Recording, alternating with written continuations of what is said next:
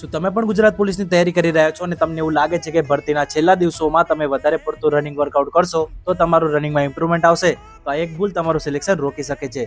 આ હું શા માટે કહું છું? કારણ કે સ્પોર્ટ્સ સાયન્સની અંદર એક નિયમ હોય છે ટેપરિંગ પિરિયડનો. જ્યારે તમે છેલ્લા દિવસોમાં વધારે પડતો આરામ લો છો ત્યારે શું થાય છે કે તમારું બોડી સુપર કમ્પોઝિશનમાં જાય છે, જેના કારણે તમારા મસલ્સ એટલે કે તમારા સ્નાયુઓ જે હોય છે તેમાં એનર્જી સ્ટોર થાય છે અને તમારી રિકવરી ફાસ્ટ થાય છે.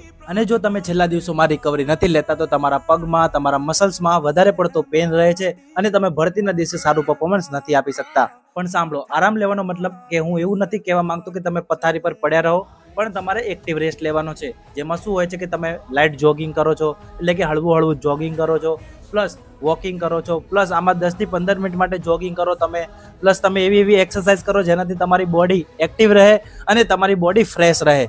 એવી કોઈ પણ જાતની વર્કઆઉટ તમારે નથી કરવાનું જેનાથી તમારી બોડી ટાઈટ થઈ જાય. અને જો તમારી બોડી ટાઈટ થઈ જશે તો તમારા રનિંગના દિવસે એટલે કે ભરતીના દિવસે સારું પરફોર્મન્સ નહીં કરી શકો. જો તમને છેલ્લા 7 દિવસની અંદર વર્કઆઉટ પ્લાન કેવું હોવું જોઈએ તેના ઉપર એક વિડીયો જોતો હોય તો મેં ઓલરેડી આ વિડીયો બનાવી ચૂક્યો છું. જો તમને તેની લિંક જોતી હોય તો કોમેન્ટમાં લખો લિંક, અથવા તમે યુટ્યુબમાં જઈને રનિંગ વિથ કે સર્ચ કરશો તો તમને આ મારી ચેનલમાં બધું જ મળી જશે. અને ઇન્સ્ટાગ્રામની ભીડ ભરેલી દુનિયામાં હું ક્યાંક ખોવાઈ ના જાઉં તેના માટે મને ફોલો કરવાનું ના ભૂલતા. જય હિન્દ, જય ભારત.